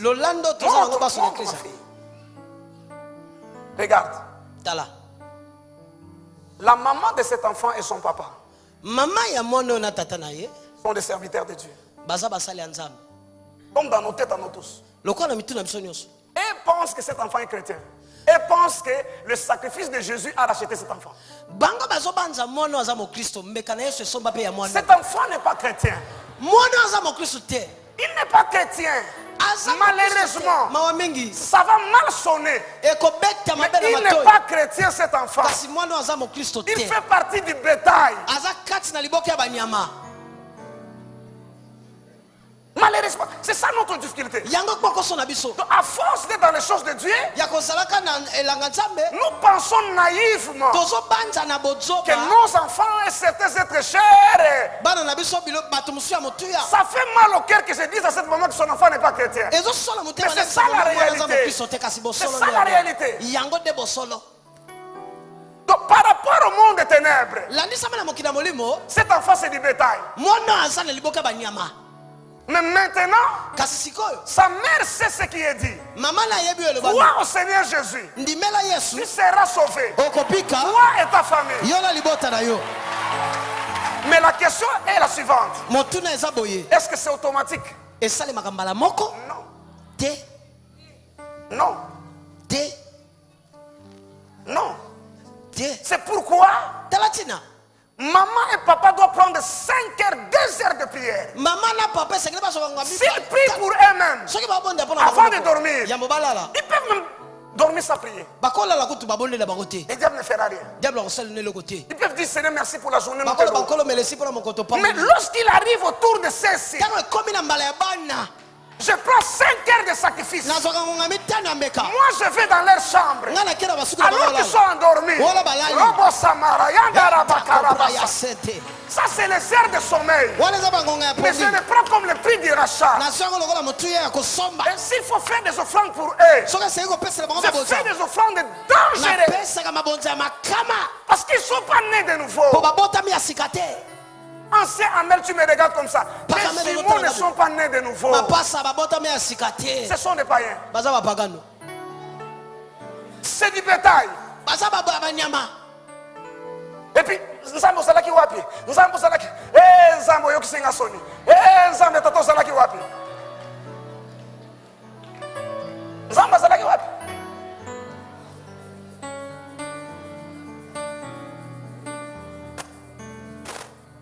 C'est pourquoi quand toi tu loues, quand toi tu adores, tu te dis que celui-ci ne s'est pas encore adoré. J'adore pour moi et pour lui. Yes. Donnez-leur les offrandes. Mettez l'offrande entre les mains des enfants. Donnez-leur même les sacrifices. Ils ne connaissent pas Dieu, ils sont des païens. Mais il vient à l'hôtel, tu déposes pour lui. Et ça fera pour lui le fait que le sacrifice faisait pour Israël. Vous serez surpris du nombre de personnes qui nous appellent. Ils ne prient pas. Nous le connaissons dans cette vie. Ils ne prient pas. Et ils ne le cachent pas. Mais ce que vous faites là, on apprécie.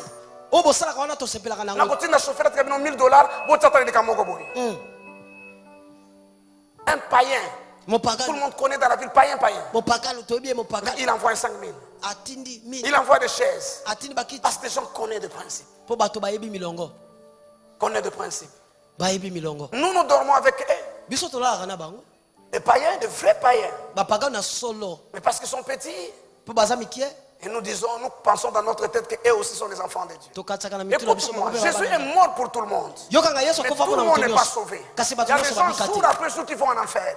Le sacrifice de Jésus ne devient valable que pour celui qui s'en approprie personnellement.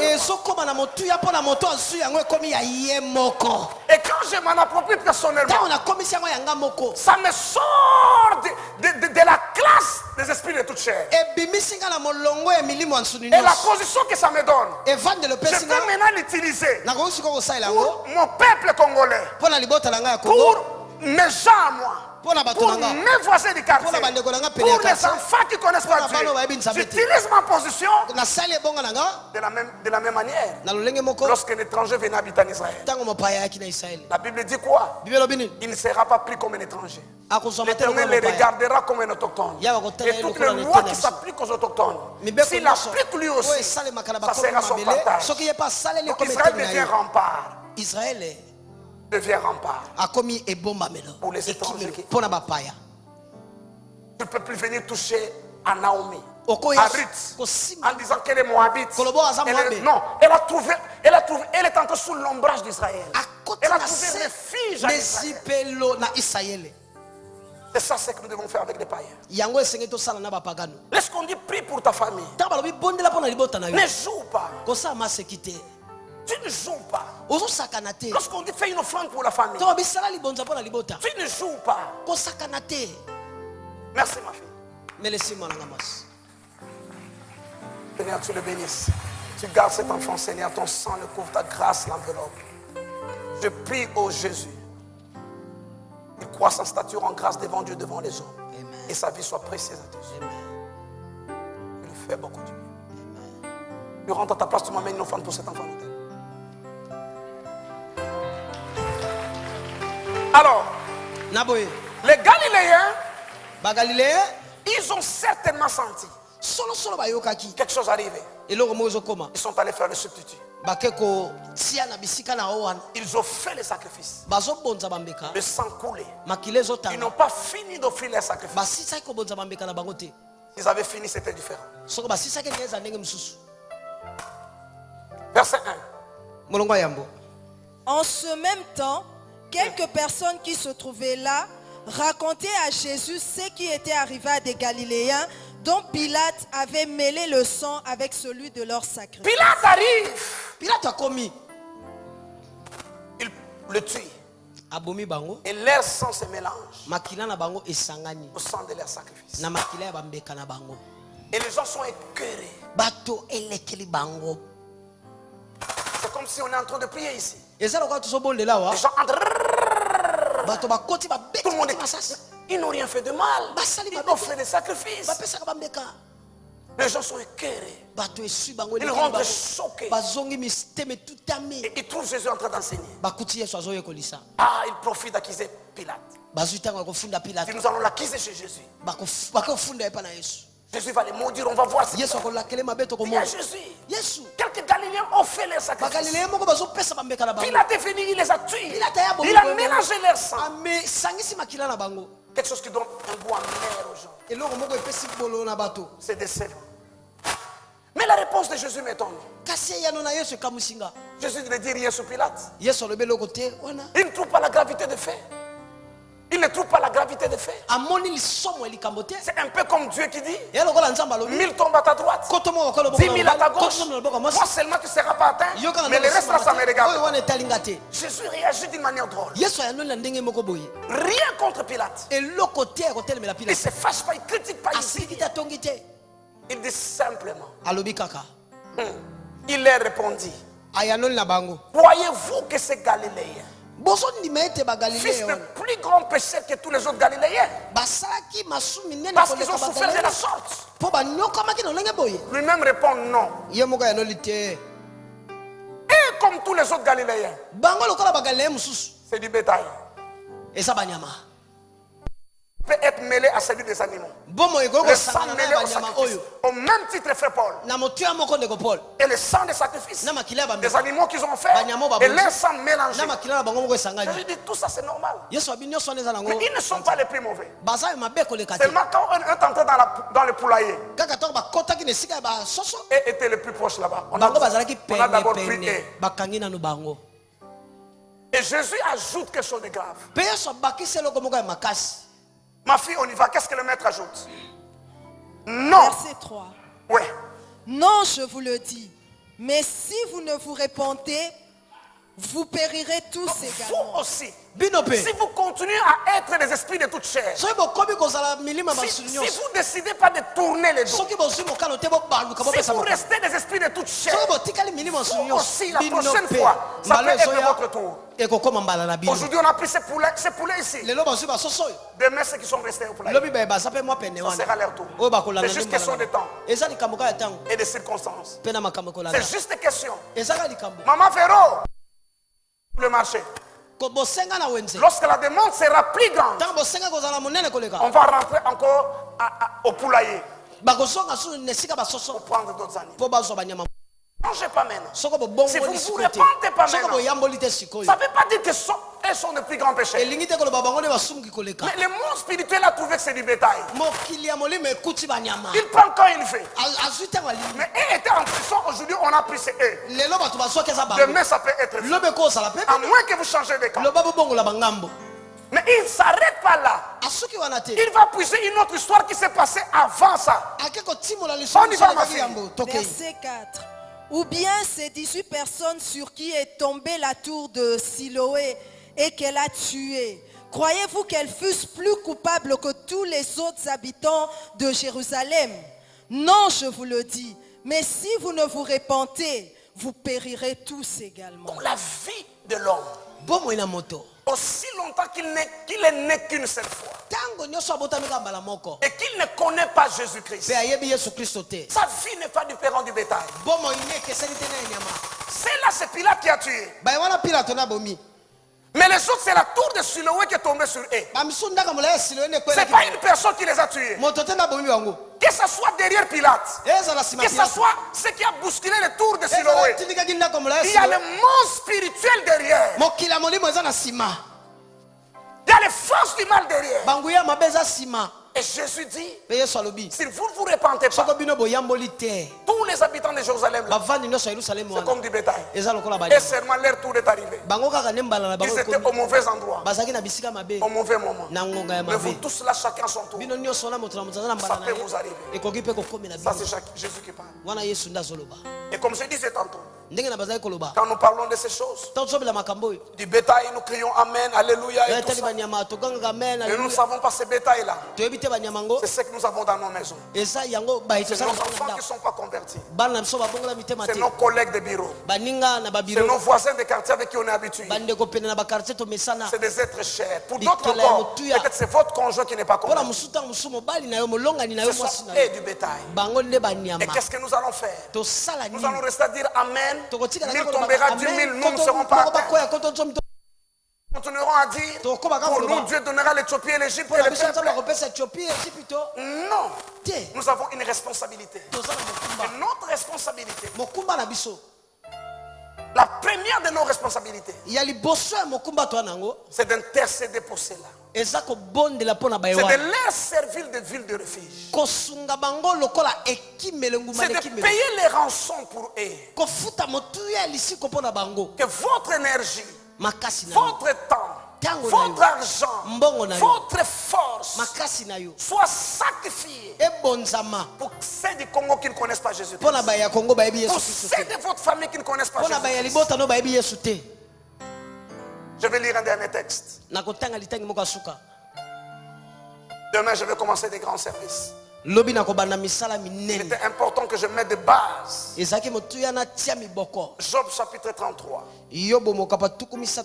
Trouvez-moi Job chapitre 33, on s'arrête là. Pour ce soir. Job chapitre 33. C'est nos parents. C'est bétail dont je parle. Quand tu penses ça d'une manière vague et anonyme, tu dis seulement Amen. 1000 tombera, 10 000. Mais tu sais, dans ces 10 000 là, il y a des êtres qui te sont chers sur le plan biologique. Mais quand le monde spirituel les regarde, c'est du bétail. Tu dis mon chef il est bon, il est gentil avec moi, Dieu m'a béni avec un bon chef. Mais s'il ne connaît pas Dieu, c'est du bétail. Et si tu le perds demain, tu ne sais pas le prochain qui viendra comment il sera. Nous avons une responsabilité. Tu as trouvé mon texte? J'ai pas le verset. Hein? Le verset. Je n'ai pas donné le verset? Non. J'ai donné le chapitre 14, verset 23. Job. Oh, Job 33 plutôt, excusez-moi, Job 33. Vous lisez 23 et 24, Job 33. Merci, 23 et 24. Mais s'il se trouve pour lui un ange intercesseur. Bon, commence peut-être au verset 14, il y a une idée que les gens vont comprendre. Verset 14. Verset 14. Dieu parle cependant tantôt d'une manière, tantôt d'une autre, et l'on n'y prend point garde. Continue ma fille. Il parle par des visions nocturnes, quand les hommes sont livrés à un profond sommeil, quand ils sont endormis sur leur couche. Alors il leur donne des avertissements et met le sceau à ses instructions, afin de détourner l'homme du mal et de le préserver de l'orgueil, afin de garantir son âme de la fosse et sa vie de coups du glaive. Par la douleur aussi, l'homme est repris sur sa couche, quand une lutte continue vient agiter ses os. Alors il prend en dégoût le pain, même les aliments les plus exquis. Sa chair se consume et disparaît, ses os qu'on ne voyait pas sont mis à nu. Son âme s'approche de la fosse et sa vie des messagers de la mort. Mais s'il se trouve pour lui un ange intercesseur, si se trouve un ange intercesseur, un envoyé intercesseur, oh mon Dieu, l'homme qui est en train de mourir, qui est du bétail du diable, le monde spirituel le considère comme un animal. Peut-être que demain il mourra. À tout moment sa vie peut être prise. Il n'y a aucune garantie. Il est comme le poulet qu'on a mangé hier. Peut-être son tour c'est demain. Son âme s'approche de la mort. Mais s'il se trouve un ange intercesseur, la situation peut être renversée. Je n'ai pas entendu ton amen. Amen. Je vais te dire une chose. Les livres de Job, ne les classez pas dans l'Ancien Testament. Ça c'est le livre de peuple. Job n'était pas un enfant d'Israël. Job a vécu avant Moïse, avant les enfants d'Israël. Donc là c'est l'histoire de l'humanité, l'homme tout court. Sans alliance, sans humanité. Sans Israël. Quand les gens interprètent Job, ils interprètent dans le cadre de l'alliance de Dieu avec Abraham, avec Moïse. Non. Le livre de Job n'est pas dans l'alliance de Dieu avec Abraham. Job a vécu à part. Donc ça concerne tous les hommes. Ma fille continue. Verset 23. Si se trouve pour lui un ange intercesseur, donc le mille qui annonce à l'homme la voie qu'il doit suivre, Dieu a compassion de lui et dit à l'ange, délivre-les afin qu'il ne descende pas de la force. J'ai trouvé une rançon. Où est la rançon? La rançon c'est le prix que l'ange là a donné, que l'intercesseur a donné. C'est sa foi, c'est son jeûne de prière, c'est son offrande. La rançon, cet homme là ne connaît pas Dieu. Dieu lui a parlé, tantôt d'une manière, tantôt d'une autre. Il n'a pas écouté.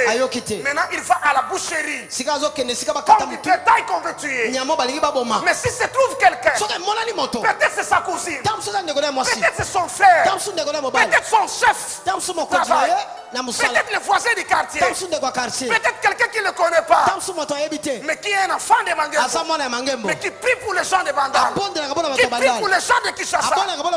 Si se trouve un intercesseur parmi le mille qui intercède, Dieu dit, Fabrice, il allait mourir. Mais toi, délivre-le, tu as le pouvoir. J'ai trouvé les rançons. Les rançons, c'est quoi? À 2 heures, tu devais être en train de dormir. Mais tu as pris ton sommeil. Tu l'as mis sur l'autel. Délivre-le. Il ne mourra pas. Il ne mourra pas. Il ne mourra pas. Il était en train de mourir. Un intercesseur a prié pour son pays. Il a senti le poids de la prière. Il fait une offrande. Il dit, Seigneur, en plus de prier pour le pays, ça c'est le sang pour le Congo. Dieu dit, j'ai trouvé une rançon. Délivre la nation, que le mal n'arrive pas. Délivre la famille, que le mal n'arrive pas. Je parle à quelqu'un ce soir. Nous avons le pouvoir d'empêcher qu'on prenne du bétail n'importe comment. Je dis que tu as le pouvoir. Yes. Et tant qu'ange intercesseur, tu peux te tenir dans ton quartier. Si tu pendant le mois de décembre, aucun poulet ne mourra. Même s'ils sont des poulets, même s'ils sont des béliers, même s'ils sont la viande de vache. Mais pour le mois de décembre, je ne mangerai pas, je ne boirai pas. Mais le malheur n'atteindra pas ma nation. Et Dieu regarde, il s'était arrêté. Mais j'ai trouvé une rançon. Quelqu'un a dormi par terre au lieu de son beau matelas. Quelqu'un est resté affamé toute la journée alors qu'il y a la nourriture dans son frigo pour son pays, pour sa famille. Alors la rançon est trouvée. Quelqu'un a sué. Quelqu'un est venu devant l'autel. Il a plaidé. Cela veut dire même les esprits de toute chair peuvent jouir de l'ombre et de la protection de vous qui êtes église. De vous qui êtes église. De toutes les façons, le diable nous torture. Il combat nos plans. Même quand nous n'avons rien fait, il veut nous détruire. De quelle gentillesse et de quelle douceur nous devons rester calmes et ne pas les nuire. Quand quelqu'un est ennemi, pas adversaire, même s'il n'a rien fait pour le moment, tu as l'occasion de lui faire du mal. Fais-lui du mal. Nous ferons du mal au diable. Nous allons lui arracher toutes les proies qu'il a saisies. Tous les gens qui sont prévus de mourir par accident au mois de décembre dans la ville de Kinshasa, nous déposerons l'autel, le sacrifice à l'autel. Nous lèverons nos mains, nous crierons. Ils ne mourront point. Au nom de... Yes. J'ai trouvé une rançon. J'ai trouvé une rançon. Délivre son âme de la mort. Délivre son âme. Qu'il ne meure pas. Il s'approchait. Ces jours de mort. Il était le prochain sur la liste. Mais je trouvais un ange intercesseur. Mais chaque ange intercesseur doit avoir une rançon. Tu sens que tu as faim. Tu dois arrêter le jeûne. C'est le prix à payer. Toi tu jeûnes quand tu n'as pas faim ce jour-là. Quand le jeûne ne pèse pas, c'est même dangereux. Le jeûne doit peser. Il a payé une rançon. Autant de jeûne et prières. Tu dormir de 22h jusqu'à 6h comme d'habitude. Pourquoi nous te demandons de dormir par terre? Pour pogner la mukuse. Muke muke sutuki. Yo olaka na matela. Olali na mabele pe olali banda. Ndenge na mabele ko la laisse au ronfete na tongo. Totsaka yo na toko na mabele na tapis pour aux aller inconfortable. Ce ko yo ki passe baluki boye hôtel mo bandi ramandara baba. Quelqu'un m'entend? Ceux qui ont collé les tocos, au lani ma langue pendant 22h, 6h, aux suspects. Là, je soupçonne.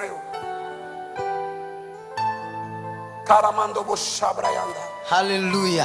Avant que je vous libère, avant que je vous libère, je vais faire des appels.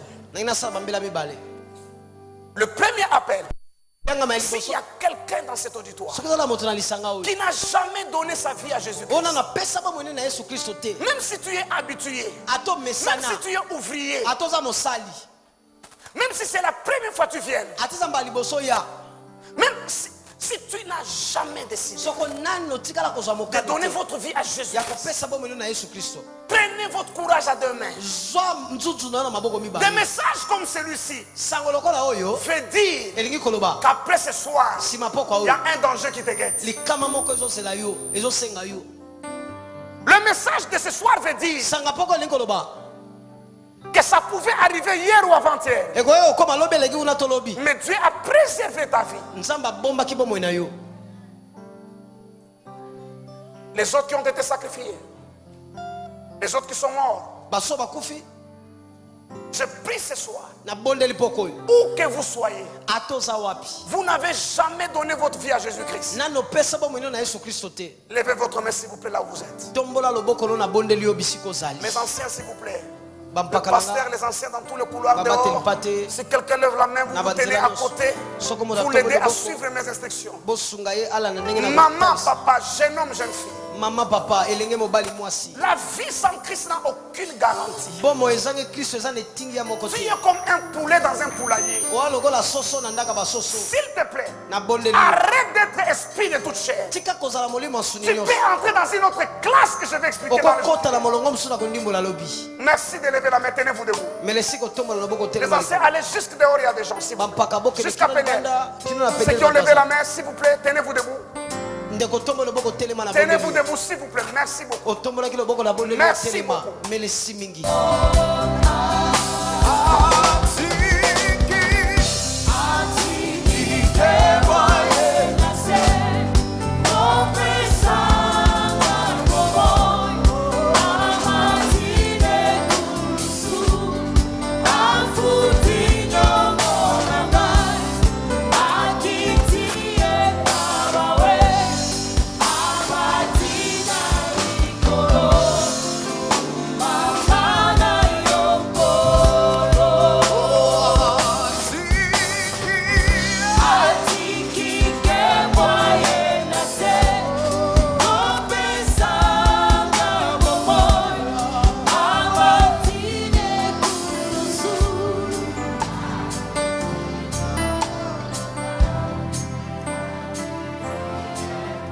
Bande kona zo sungayo kwa accompagner yo. Maloba nazo pesa yo mais yonde otiango na motema ondimi. Et na motema mobimba tango ko salango nzamba ko fungolo likolo pe o changer statut na yo. Pe tikete olanda maloba simanangai na kondima nyos mokonzi Yesu. Loba ngongo makasi zo sa ngongo makasi simana ye. Mokonzi Yesu. Na ye pa na yo. Na sosoliete. Nazali esprit de chair. Nazali na valeur mon côté dans le monde spirituel. Nazali lokola tabatongulu dans le monde spirituel. Yango wana na ye pa na yo. Na ndimeli sacrifice na yo. Oyo salaki na Golgotha. Lokola substitut. Pe kambangai. Yaka na bomo inangai. Tambwisa ngai. Zala mokonzi na ngai. Pe mobikisi na ngai. Na ndimi ete yo kati na ngai. Bomo inanga ekokoma na valeur pona libela. Amen. Gloire à Dieu.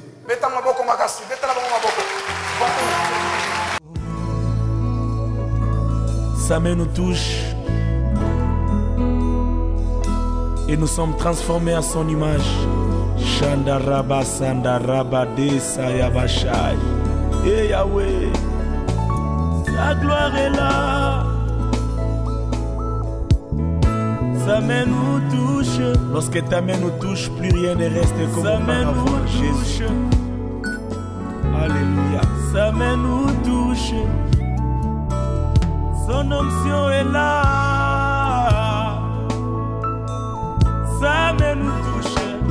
Sa main est disponible pour écraser. Sa main nous touche. Je ne sais pas ce qui te fait plaisir.